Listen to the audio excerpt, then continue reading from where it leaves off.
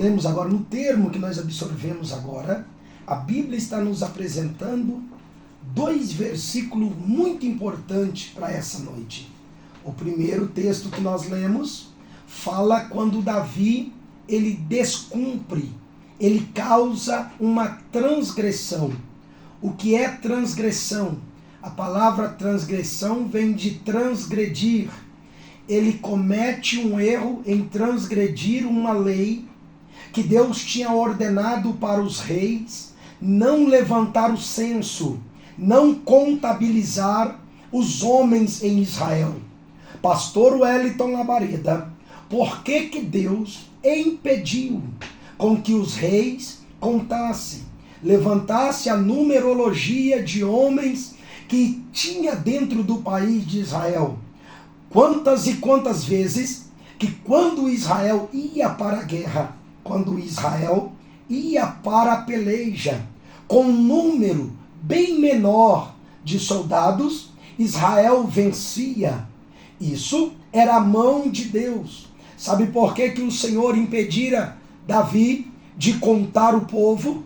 Porque uma vez que Davi soubesse a quantidade de homens que ele levava ou que tinha na sua disposição para ir para a guerra, isso iria fazer com que Davi inflamasse o seu coração de ego e não atribuísse ao Senhor a honra e a glória da batalha vencida, mas Davi iria considerar-se que cada peleja ganha foi por causa da quantidade de homem que estava na sua disponibilidade para a guerra. Então o Senhor sempre fazia maravilhas e proezas por meio de Davi, com uma quantidade de soldados bem menor do que os outros exércitos, do que outras nações.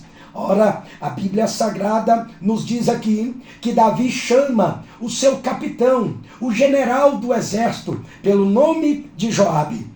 E diz para Joabe: Joabe, corre toda Israel, ande por todas as cercanias e conte a quantidade de homens. Joabe vai até aconselhar Davi: ó meu rei, porque o Senhor faria tão grande delito como esse, contando os homens, visto que Deus ordenara aos reis para que não levantasse o censo? Então Davi insiste com Joabe, e Joabe, para obedecer, ele passa a numerologia, ele passa a conta do censo em Israel e traz para Davi a notícia e diz: nós temos uma quantidade X de homens de guerra. Então, quando o profeta, olha que coisa interessante, quando o general contou para Davi sobre a quantidade de homens que tinha, o texto diz, aqui no capítulo de número 24, de 2 Samuel, que Davi se entristeceu. Ora, Davi não tinha acabado de mandar com que o profeta levantasse o número do censo? Por que agora ele está arrependido? Porque ele viu que ele causou-lhe um erro, ele fez acontecer uma transgressão. E a Bíblia nos informa por que isso aconteceu. Porque o diabo, Satanás, lançou no coração de Davi. Davi foi provado, Davi foi testado, assim como nós somos provados e testados todos os dias. O diabo lançou no coração de Davi para Davi contar o censo. E Davi disse: não vai ter problema nenhum contar, não vai ter problema nenhum falar a quantidade, saber. Por que Deus quer guardar só com ele? Por que Deus não queria guardar nada? Porque na verdade todas as vezes que Israel ia para peleja, para batalha, sempre eles iam com menor número, e Deus já sabia a quantidade de pessoas que tinha. Olha, quando ainda tinha muitas pessoas, Deus mandava diminuir. Lembra com os Gideões? Tinha quase 21 mil homens. Deus diz: pode abaixar essa quantidade aí, pode tirar alguns, pode abrir mão de outros, a tal ponto que fica 300, porque do Senhor é a batalha, e do Senhor é a guerra, e é Ele quem vai guerrear.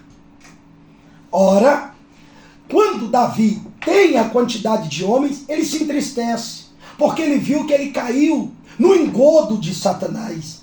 E muitas vezes é assim.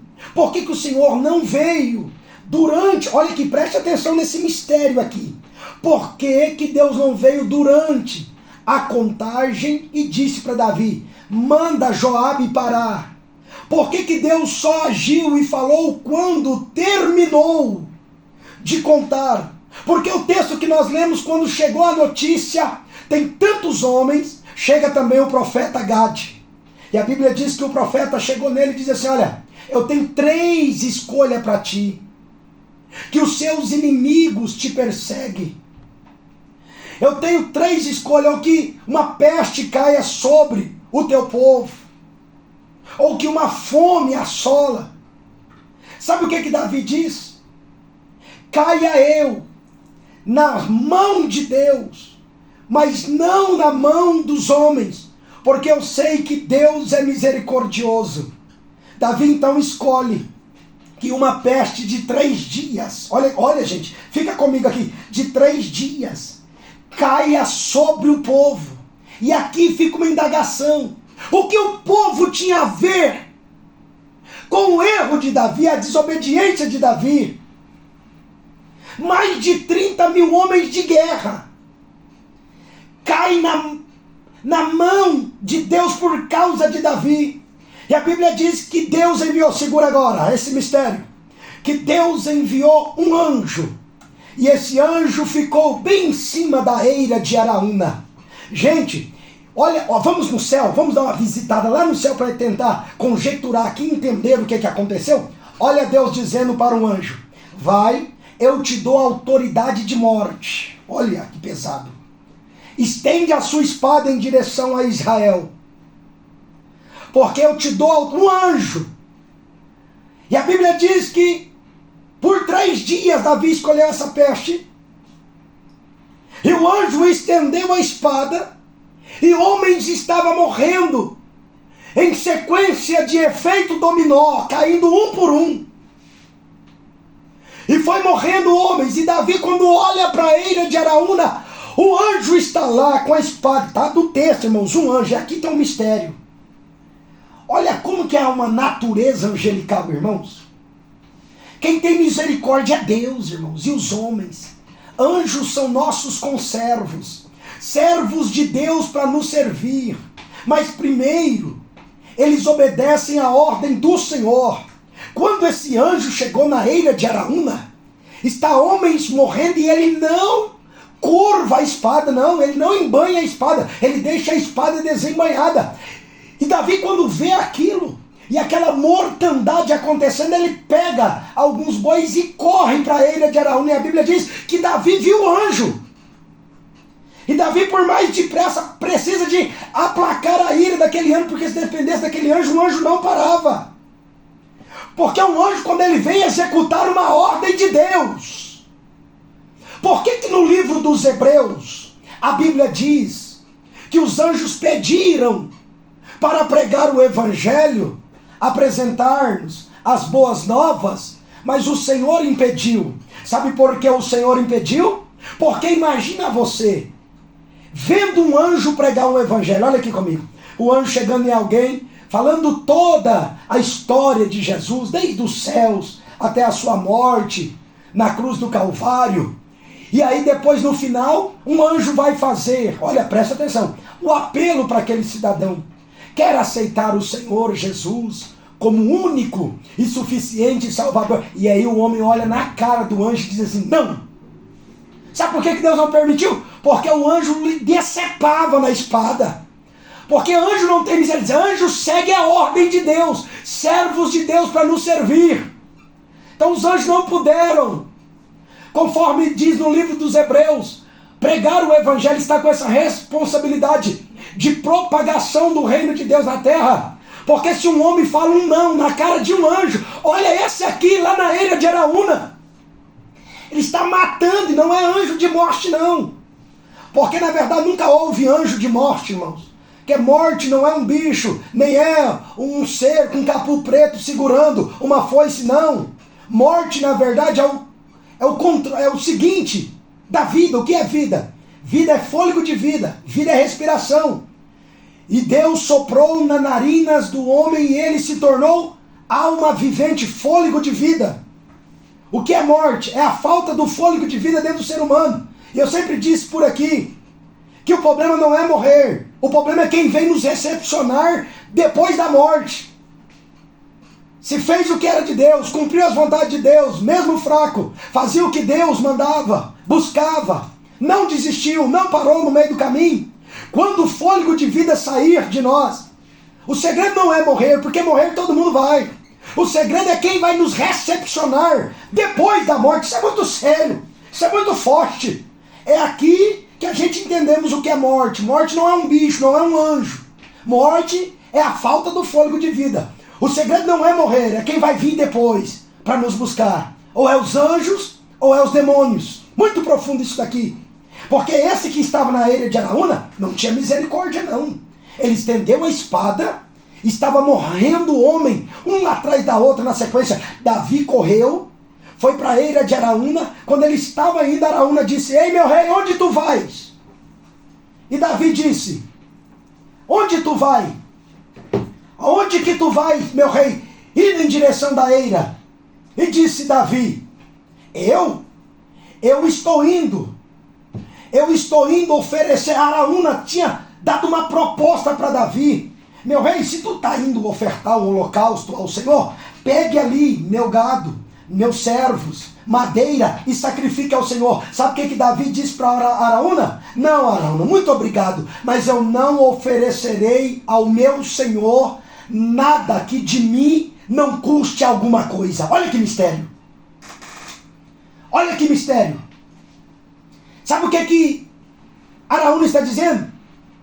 Davi, pegue as minhas coisas e sacrifique. Sabe o que Davi está dizendo? Davi podia olhar mesmo: vou deixar meus bois no pasto, vou deixar meus servos, a minha lenha, não vou gastar não, vou pegar de Araúna. Mas ele diz assim: sacrifício que é sacrifício de verdade, para ser aceito por Deus, tem que ser oferecida alguma coisa que de nós custe alguma coisa. Se a sua oração é a mesma desde quando você converteu, desculpe, você já virou um mantra, uma reza, Deus não ouve. Tem que sair de você alguma coisa que te custe algo. Mas a gente, por ultimamente, está depositando tanto a nossa fé em homens, em pessoas, que a gente pega as nossas obrigações e começa a colocar sobre pessoas. A gente não faz um jejum mais, não ora mais, não busca mais, não paga um preço a nível fora do natural que você tem costume fazer todos os dias. Nada que vem da gente está tirando alguma coisa para chamar a atenção de Deus. As pessoas não querem sacrificar mais, as pessoas não querem pagar um preço mais. Certo dia alguém me parou e disse: pastor, me conta o segredo. Aonde que o senhor consegue, como que o senhor consegue essas ministrações, essas pregações? Como que o senhor consegue manter firme? Como que o senhor... Eu disse: deixa eu só te interromper, porque não é eu. Você está dizendo: o senhor não é eu, é Deus. Por quê? Vou te contar um segredo. Faça o que ninguém faz, e você vai ter de Deus o que ninguém tem. Pague um preço que ninguém paga, e você terá intimidade com Deus que poucos têm. Se lança como ninguém se lança, e você verá de Deus o que poucos veem. Se aplique como ninguém se aplica, porque vai ser... oh, aleluias! Tem que custar de você alguma coisa. Mas a nossa geração... E olha que a nossa geração tem pregado que é uma geração forte. Não é isso que os pregadores estão dizendo por aí. Os pregadores têm dito, pessoas que têm tomado os púlpitos das nossas igrejas, estão dizendo por aí, pregadores têm pregado dizendo que a nossa geração é fraca. Não, a nossa geração é mais forte do que você imagina. Nós somos tão forte que Deus escolheu eu e você para vir nessa época. Sabe por quê? Porque sem a gente ver Deus, sem a gente ver mar abrir, sem a gente ver coluna de fogo, sem a gente ver discípulos curando pessoal por meio da sombra, sem a gente ver milagres miraculosos, a gente crê em Deus. Imagina se a gente andasse com Jesus como Pedro andou. Mesmo andando com Jesus, ele arranca da espada e corta a orelha de Malco. E nós sem ver. Olha, então nós não somos fracos, nós somos mais fortes do que imaginamos, porque você é a geração que Deus escolheu para fazer a diferença. Deus aposta em você, aleluia. Mas não queremos pagar um preço. Estamos em um evangelho raso e Deus está te convidando, vai no profundo. Davi disse, não vou oferecer nada que de mim não custe alguma coisa. E eu respondi àquele irmão dizendo, vou te contar o segredo. Quer ter o que poucos têm? Quer ter a experiência que poucos têm? Quer conseguir permanecer firme quando tudo diz que não? Pague um preço além do seu normal. Não oferece a Deus nada daquilo que não te custe alguma coisa. É por isso que você não vê as coisas romper. Porque tem hora que a gente não tem crédito nos céus. Quando a onda vem, o vento vem, ele vira o seu barco. A gente precisa de debitar créditos no céu, porque quando a luta vier, bater na nossa porta, porque o dia mau ele sempre vem, e quando ele vem ele não manda notícia, ele não manda uma mensagem no WhatsApp dizendo eu estou chegando. Ele não vai lá no seu Instagram, no seu Messenger e diz assim, se prepara porque eu já estou à porta. Quando o dia mau vem, ele vem sem avisar. E você sabe muito bem o que eu estou pregando aqui, porque você está vivendo esse dia mau. Mas hoje Deus está falando com você, faz algo que você nunca fez e deixa os céus trabalhar em seu favor, que você vai ver coisas que você nunca viu. Saia dessa rotina monótona, dessa rotina, essa bolha, desse mundinho, essa zona de conforto. Deus está dizendo, sai para fora, faz algo que você nunca fez, porque eu preciso de fazer em você algo que você nunca viu. Aleluias. E quando Davi ofereceu o sacrifício, você acha que o anjo parou? Não, olha o texto, foi o Senhor que teve que aplacar a ira do anjo. Cuidado, que uma hora a gente tromba com esse anjo por aí. Meu Deus! Cuidado! Porque uma hora a gente recebe a visita dele. Eu não perdoo, não perdoa. Mexeu comigo. Eu não mudo. Eu virei crente, mas meu braço não virou não, Eu sou assim, eu falo na cara. Cuidado, que essa sinceridade demais sua tem magoado muita gente, e isso é feio para quem tem um chamado de Deus. Pastor, eu sou até crente, mas de vez em quando eu falo para o Espírito Santo, fica aqui do lado que eu vou resolver do meu jeito, Aí você extingue, a Bíblia diz, não extinguei o Espírito Santo. Por quê? Porque ele é sensível. Não maltratei o Espírito de Deus. Aleluias. O Senhor está falando com alguém nessa noite. Eu preciso de ter com você uma intimidade diferenciada. Quanto tempo tem que você não vai para aquele lugar em oração, para aquele canto de quarto, ou até mesmo para o monte, ou num lugar reservado que você gosta de orar? Tem quanto tempo que você não abre mão do cafezinho para fazer um jejum? E você acha que a gente está com tanta moral com Deus assim? De não fazer nada, viver o tempo todo no natural e não aplicar a carne para ser morta, porque a mortandade da carne vivifica o espírito. E a gente tem hora que acha que Deus vai levando em consideração tudo que a gente vai fazendo e pode empurrar goela abaixo de Deus, que Ele é obrigado a me aceitar do jeito que eu sou. Não! A gente precisa de uma intimidade com Deus. A gente precisa de uma profundidade com Deus. De quando pedir perdão pelos pecados, não chegar até Deus achando que Deus é um lunático, dizendo, Deus perdoa os meus pecados. Pecado tem nome. E a gente tem que falar um por um. Conta-se uma parábola de uma mulher que foi lavar roupa junto com outras. Eu já disse isso por aqui. E as mulheres então tiravam peça por peça de roupa, lavava e colocava em cima das pedras para alvejar, é isso? E uma mulher chegou, mergulhou a bacia, tirou as roupas e colocou na pedra. Quando secou, ela foi apanhar as roupas delas, e ela olhou e viu que a das outras estavam mais limpas do que a dela, e ela perguntou, indagou, dizendo, por que que a roupa das outras está, por que que a roupa de vocês está mais limpa do que a minha? As outras disseram, olha, todas roupas sujas, mas a gente tira uma por uma e lava. Você mergulhou a bacia dizendo, perdoa os meus pecados. Não é assim, pecado tem nome, tem que ser dito, tem que ser confessado.